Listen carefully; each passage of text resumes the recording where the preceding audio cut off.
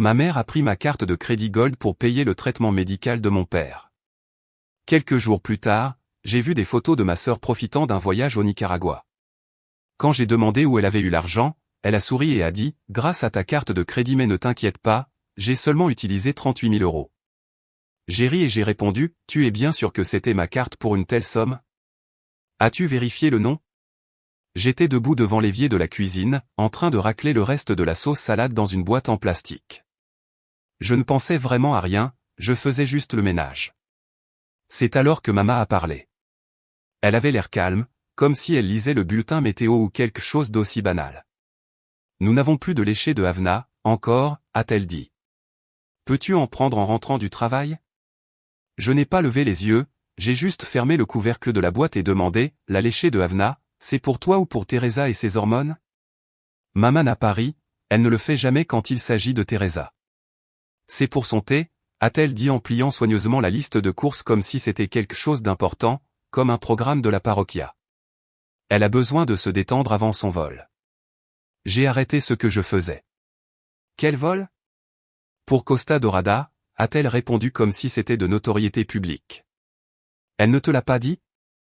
Il y eut une courte pause, puis elle ajouta, c'est pour sa retraite pour femme. Au Nicaragua. L'air froid est censé aider avec le stress et les niveaux d'hormones, ou quelque chose comme ça. L'eau coulait toujours, mes mains étaient mouillées. Je me suis lentement retourné pour lui faire face. Elle va au Nicaragua. Maman a cligné des yeux comme si j'avais demandé quelque chose d'étrange. Juste pour quelques jours. C'est un complexe pas, tout est naturel et sain. Elle a été très stressée dernièrement, Sofia. Je l'ai juste regardée fixement.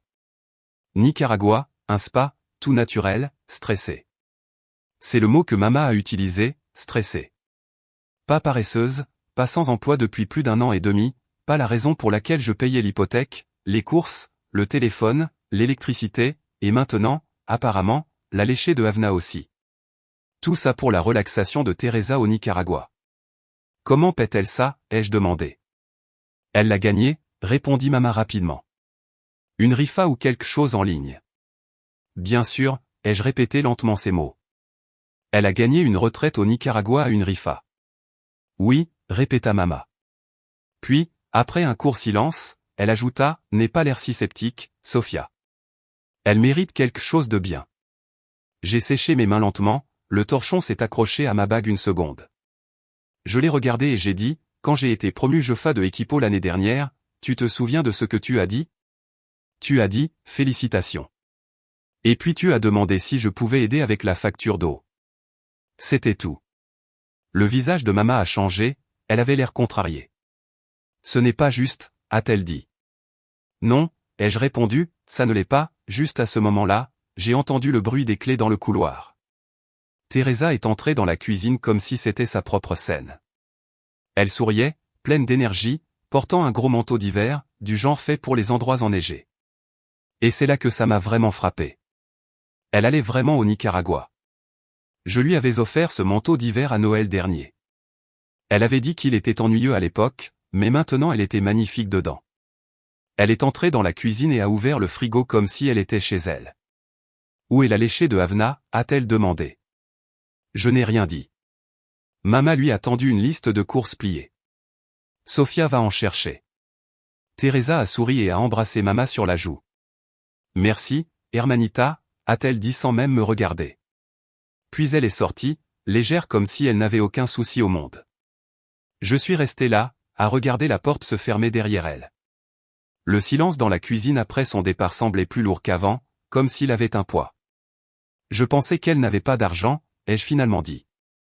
Elle avait besoin de ce voyage, répondit maman immédiatement.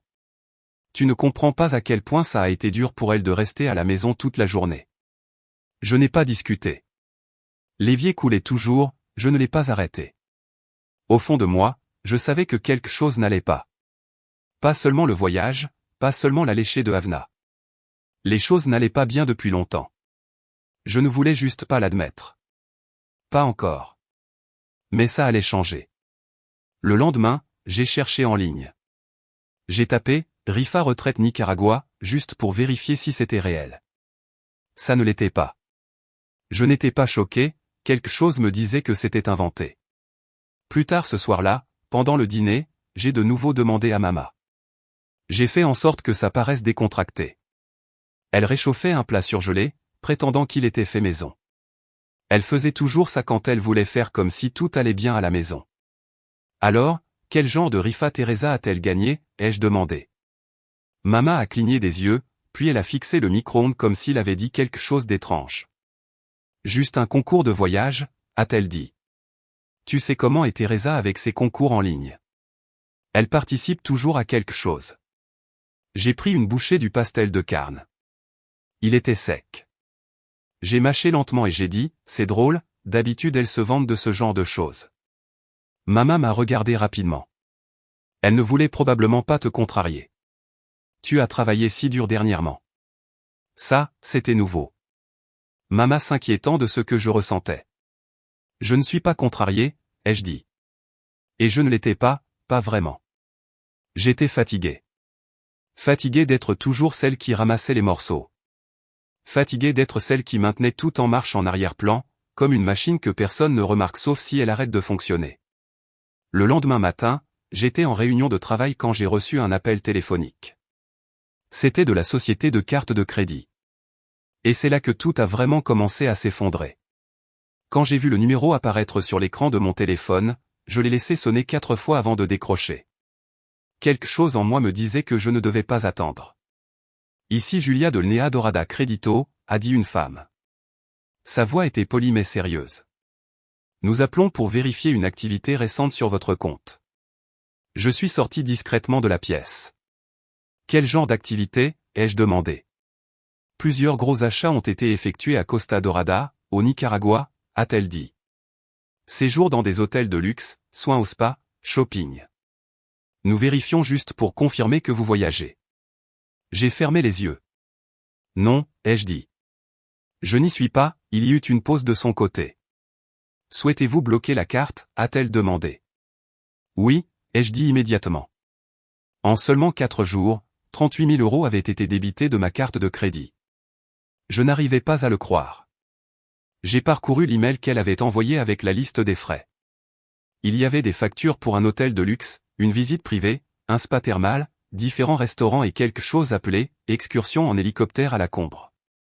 Je me suis transféré l'email puis je l'ai imprimé à la maison. J'ai laissé les pages sur la table de la cuisine, là où Mama lit toujours son journal.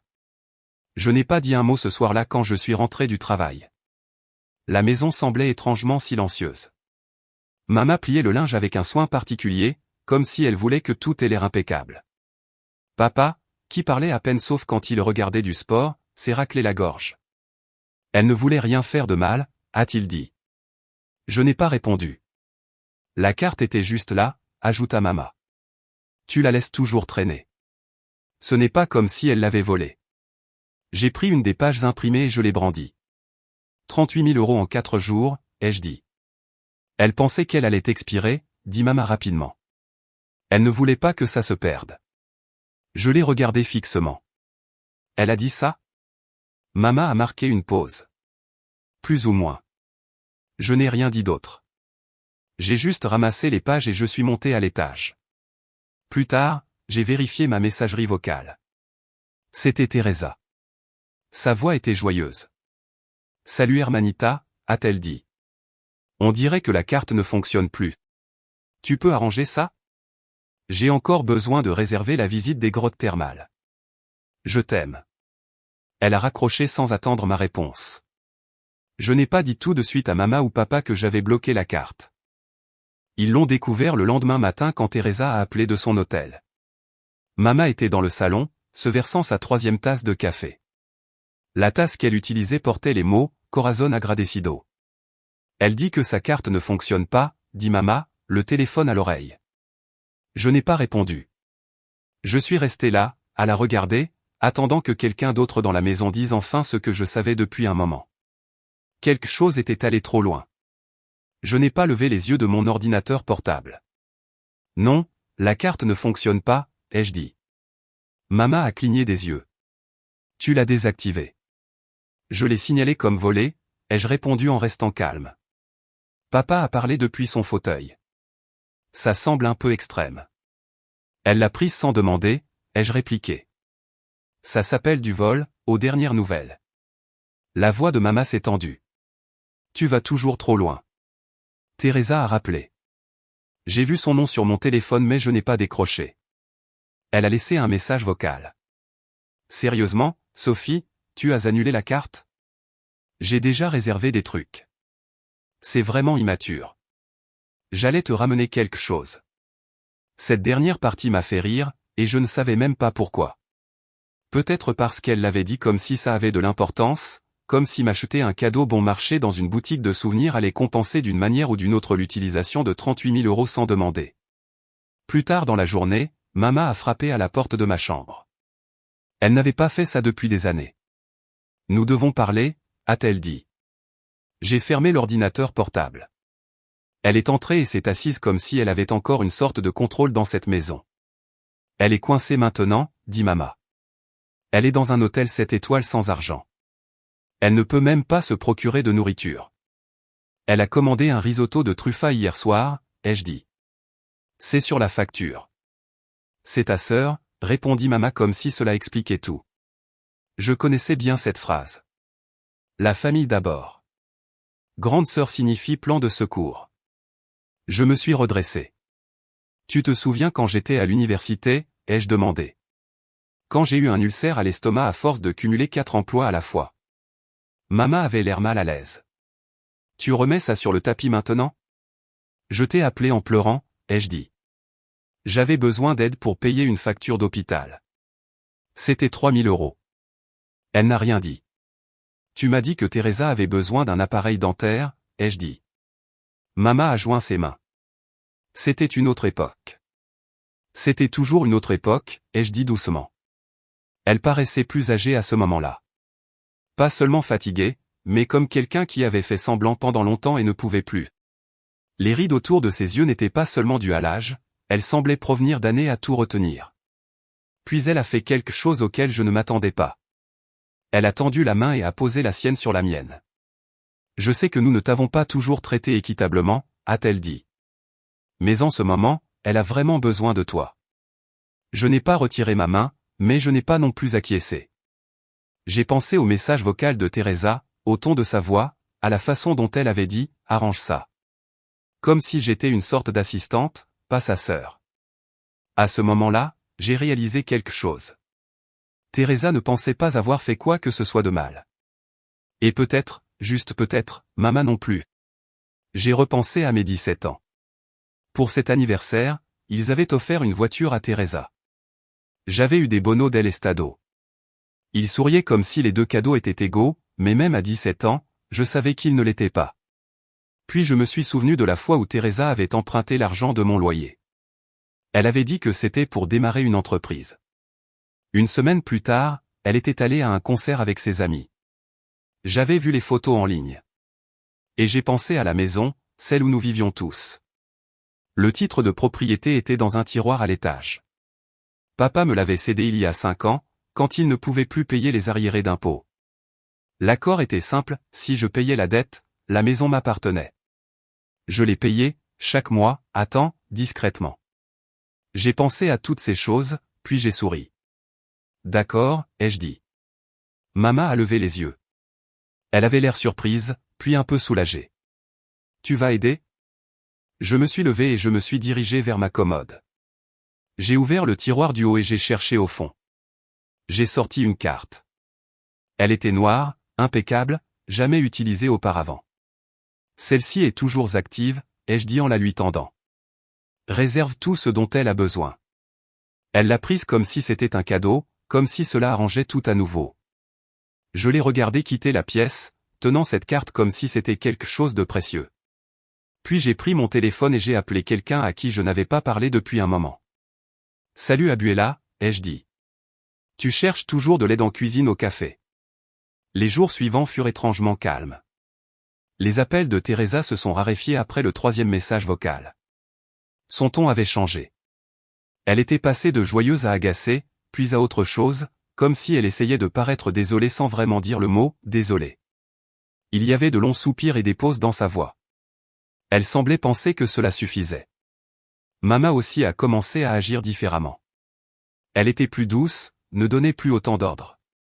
Elle m'a offert une tasse de café quand je suis rentré à la maison. Elle m'a demandé comment s'était passée ma journée de travail, mais n'a pas attendu de réponse. Pourtant, c'était un changement. Et moi, j'hochais la tête, je souriais, je disais oui quand il demandait de petites choses. J'ai tendu une carte. Ce n'était pas la carte Gold, celle-là était bloquée et disparue. C'était la noire. Elle était restée dans mon tiroir pendant plus d'1 an. Je l'avais eue après un événement client mais ne l'avais jamais utilisée. Je l'ai activée et j'ai fixé une limite de dépenses. Puis je la leur ai donnée. Elle a encore quelques trucs à payer, ai-je dit calmement. Vol, repas, peu importe. Maman avait l'air d'avoir reçu une autre chance. Elle n'a pas demandé pourquoi cette carte était différente. Elle n'a pas demandé pourquoi je l'utilisais maintenant, après tout ce temps. Elle n'a rien demandé du tout. Et c'est là que j'ai réalisé qu'elle pensait toujours être aux commandes. Elle pensait toujours que le jeu était le même. Mais je savais que ce n'était pas le cas. Je jouais toujours mon rôle. La nuit suivante, Teresa m'a envoyé un SMS. La carte fonctionne, t'es la meilleure. Je te ramène une surprise. Je n'ai pas répondu. Au lieu de cela, j'ai fait 4 cartons. Juste les choses importantes, vêtements, livres, papier. Les choses qui comptaient vraiment. Tout le reste pouvait être remplacé ou laissé derrière. Puis je suis allé en ligne et j'ai réservé une entreprise de déménagement pour le mardi suivant. Le lendemain matin, j'ai appelé un agent immobilier. Elle s'appelait Julia. Nous nous étions rencontrés une fois à un événement professionnel, il y a environ 4 ans. À ma surprise, elle se souvenait de moi. Elle m'a demandé comment allait la maison. Je lui ai dit que j'étais prête à la laisser partir. Je ne lui ai pas raconté toute l'histoire, elle n'avait pas besoin de connaître tous les détails. Tout ce qu'elle avait besoin d'entendre, c'est que le titre de propriété était à mon nom. J'étais la seule propriétaire et je prévoyais de partir d'ici mardi. Elle a dit qu'elle avait déjà un acheteur qui attendait une maison dans cette rue depuis des mois. Nous avons fixé une heure pour la visite plus tard dans la journée. Je suis allé dans le garage et j'ai trouvé les papiers de transfert de propriété que papa avait signés des années auparavant. Je les avais gardés dans un vieux dossier étiqueté « temporaire ». Je n'avais même jamais pris la peine de changer le nom sur le dossier. À l'étage, j'ai traversé le couloir et je me suis arrêté devant une photo encadrée de Noël, il y a 8 ans. Nous y étions tous, en quelque sorte. J'avais été coupé sur le bord, on voyait à peine mon épaule. Ça me faisait mal avant. Maintenant, ça avait du sens. Je n'avais jamais vraiment été sur la photo, juste assez proche pour être utile, assez proche pour combler le vide. Je n'ai dit à personne que je déménageais. Pas encore. J'ai laissé la clé de la maison sous une pierre dans le jardin pour les déménageurs. J'ai étiqueté clairement les cartons, cuisine, documents, et un qui disait « ne pas perdre ». Puis je suis monté dans ma voiture et j'ai roulé. Je suis allé chez Abuela. Elle a ouvert la porte comme si elle m'attendait. Elle n'a pas demandé pourquoi j'étais là. Elle n'a pas eu l'air surprise. Elle m'a juste fait un petit signe de tête et un sourire doux qui n'atteignait pas tout à fait ses yeux. J'ai 3 chambres, a-t-elle dit, et pas de temps pour les drames. J'ai souri en retour. Parfait. À l'intérieur de la maison, ça sentait la farine, les tomates et le vieux bois. La cuisine était bruyante, pleine de vaisselle qui s'entrechoquait, de gens donnant des ordres en anglais, en espagnol et quelque chose entre les deux. Son café, El Rincón de la Abuela, était toujours le même. Ses règles aussi. Elle m'a regardé sérieusement. Tu es prête? Pas encore, ai-je dit, mais je le serai. Elle s'est essuyée les mains sur un torchon et m'a regardé droit dans les yeux. Ils viendront te chercher, a-t-elle dit. Et j'ai hoché la tête, parce que je le savais déjà. Quand ils sont revenus, j'étais prête. C'était un samedi après-midi, le ciel était mi-nuageux, mi-bleu. J'ai entendu le bruit des roulettes de valises sur l'allée. Ça ressemblait presque à un avertissement. Je n'étais pas à l'intérieur de la maison. J'étais assise dehors sur la balançoire du porche, à attendre. Teresa est sortie de la voiture la première. Elle souriait comme si nous étions les meilleurs amis ou des sœurs qui se parlaient tout le temps.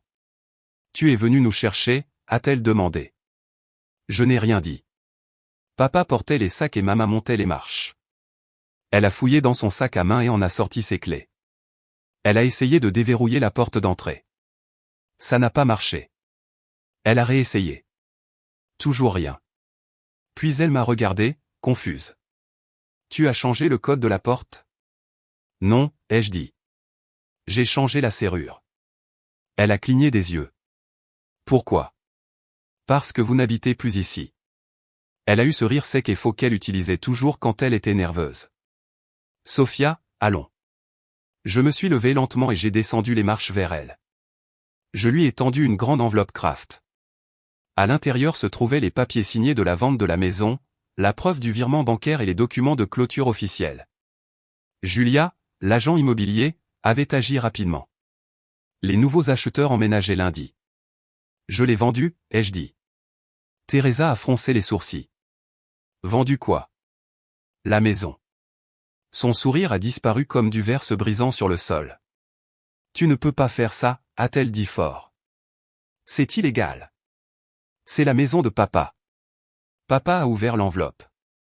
Il n'avait même pas fini de lire la première page que son visage est devenu pâle. Il s'est assis sur le trottoir comme s'il ne pouvait plus respirer. Sophia. Tu m'as cédé le titre de propriété il y a 6 ans, ai-je dit. Tu te souviens? Quand Hacienda est arrivé. Il a ouvert la bouche, puis l'a refermée. Il n'a rien dit d'autre. La voix de Mama est devenue aiguë. Tu n'avais pas le droit. Je l'ai regardé et, pour la première fois depuis des années, je ne me suis pas sentie effrayée ou petite. J'ai payé les arriérés d'impôts, ai-je dit. J'ai payé l'hypothèque, les factures. J'ai réparé le toit, la plomberie, le chauffage cassé. J'ai maintenu cette maison debout pendant 6 ans. Vous y avez juste vécu. Teresa s'est approchée. Alors, où sommes-nous censés aller? Je lui ai tendu une autre enveloppe. Elle l'a ouverte. À l'intérieur se trouvait un jeu de clés de maison, une note manuscrite et une adresse. La note venait d'Abuela. Elle disait, chambre à l'étage, le travail commence à 6 heures, tablier mis pour 4h37. Mama a fixé le papier comme si elle ne pouvait pas comprendre. Tu as envoyé nos affaires chez ta grand-mère, a-t-elle demandé. Non, ai-je dit. J'ai envoyé vos affaires chez votre mère. Elle a accepté de vous accueillir, mais seulement si vous aidez. Teresa a ricané. Tu crois vraiment qu'elle peut me dire quoi faire? Quoi faire, ai-je dit. Elle te dit quoi faire depuis avant ta naissance. C'est alors que papa a finalement parlé. Et la carte, a-t-il demandé. Je me suis tourné vers lui. Laquelle? La noire, a-t-il dit. Celle que nous avons utilisée. Oh, ai-je dit. Celle-là n'était pas à moi. Teresa s'est figée. Quoi? Cette carte était à toi. Non, ai-je dit en la regardant droit dans les yeux. Elle était à toi. Tu l'as ouverte il y a 3 ans, tu te souviens? Juste après avoir quitté ce travail de rédactrice publicitaire. J'ai laissé la carte dans un tiroir. Je ne l'ai jamais utilisée, a-t-elle dit rapidement. Tu l'as fait maintenant, ai-je dit calmement. Elle a baissé les yeux sur le papier dans sa main, puis m'a regardé à nouveau. Tu mens. Je n'ai rien dit. Juste à ce moment-là, le camion de déménagement est entré dans l'allée. Les nouveaux propriétaires sont sortis de leur voiture. Ils avaient l'air heureux, un couple tenant un bébé avec un petit chien qui rebondissait autour d'eux. Je me suis retourné vers ma famille. Vous avez 4 jours pour déménager. Les chambres d'amis d'Abuela sont prêtes. Mama a ouvert la bouche comme si elle allait dire quelque chose, mais l'a refermée. Je n'ai pas attendu pour entendre la suite. Je suis allé à ma voiture, j'ai démarré le moteur et je suis parti. Pas de long discours, pas de grand au revoir. La maison était déjà partie, et maintenant, moi aussi. Après ça, tout est devenu silencieux. Pas d'appels, pas de messages vocaux, pas de visite surprise la nuit. Juste la paix. J'ai emménagé dans un petit appartement de l'autre côté de la ville. Ce n'était pas luxueux, juste 3 pièces, un éclairage doux et pas de murs mitoyens. Mais c'était à moi, et c'était calme. Le genre de calme dont on oublie qu'il nous manque jusqu'à ce qu'on puisse le garder. Le travail s'est amélioré.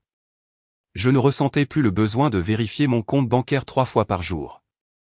Je ne sursautais plus quand mon téléphone sonnait. J'ai même acheté des fleurs pour ma table de cuisine, pas parce que c'était l'anniversaire de quelqu'un, juste parce que j'aimais leur apparence. Un matin, Abuela a appelé. Elle ne perd pas de temps en bavardage. Il s'adapte, a-t-elle dit. Je n'ai pas demandé qui, je le savais déjà. Ta mère fait la vaisselle plus lentement que je ne le voudrais, mais elle le fait. Ton père a appris à plier les serviettes, mal. Et ta sœur, elle a finalement compris comment pointer à l'heure. Je n'ai rien dit. Abuela a poussé un petit soupir. Ils ne sont pas parfaits, mais ils changent. Certaines choses ne s'apprennent que par le travail acharné. Cette nuit-là, je n'ai pas pu dormir. Pas parce que je me sentais coupable. Juste parce que je ressentais autre chose. Quelque chose que je n'avais pas remarqué que je portais. Une sorte d'attente qui était ancrée profondément en moi depuis longtemps. La semaine suivante, je suis passé au café d'Abuela, El Rincón de la Abuela. Je n'y suis pas allé pour parler, je voulais juste voir. La porte de derrière était ouverte. Les odeurs d'huile d'ail et de pain cuit flottaient et m'enveloppaient comme un manteau chaud. Je n'avais pas porté ces chaussures depuis des années, mais ce jour-là, je me suis retrouvé à nouveau devant le café d'Abuela. J'ai regardé par la fenêtre de la cuisine. À l'intérieur, je les ai vus. Teresa essuyait le comptoir, ses cheveux étaient attachés en arrière et ses manches retroussées. Papa pliait des menus en papier en petites piles soignées. Maman avait les mains dans l'eau savonneuse, la bouche serrée en une ligne fine. Aucun d'eux n'a levé les yeux. Personne ne m'a remarqué là, debout. Je ne suis pas entré. Je suis juste resté là, à regarder.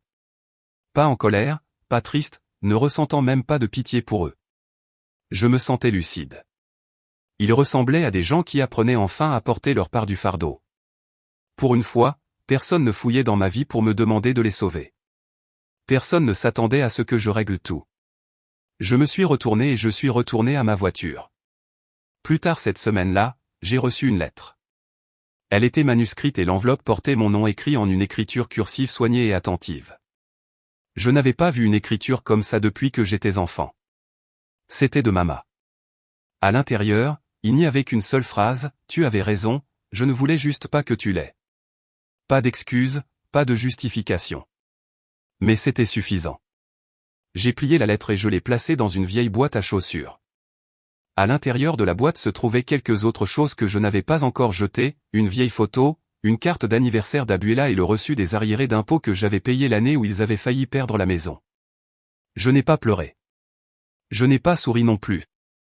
J'ai juste refermé le couvercle et remis la boîte sur l'étagère. Les mois ont passé, les saisons ont changé. Je n'ai pas eu beaucoup de nouvelles d'eux, mais de temps en temps, je recevais des informations d'Abuela ou de quelqu'un à l'église. Teresa avait pris un deuxième emploi. Papa avait finalement réparé les fuites de tuyaux au café. Maman avait recommencé à faire de la pâtisserie, quelque chose qu'elle n'avait pas fait depuis des années. Je n'ai rien ressenti de grand à ce sujet. Juste quelque chose de petit, comme si le sol sous mes pieds avait enfin cessé de trembler. Un jeudi après-midi, je suis passé devant notre ancienne maison. Elle avait une nouvelle peinture à l'extérieur. Il y avait des fleurs fraîches dans le jardin. Un tricyclo était garé dans l'allée, rouge vif et bien utilisé. Je ne me suis pas arrêté. Je n'ai même pas ralenti. Parce que ce n'était pas une histoire sur le retour à ce que j'avais avant. Ce n'était pas une question de vengeance ou d'entendre « je suis désolé » de 100 manières différentes. Il s'agissait de partir avant de me perdre complètement. Il s'agissait de m'éloigner pendant que je le pouvais encore, et de m'assurer que personne ne me ferait plus jamais sentir invisible.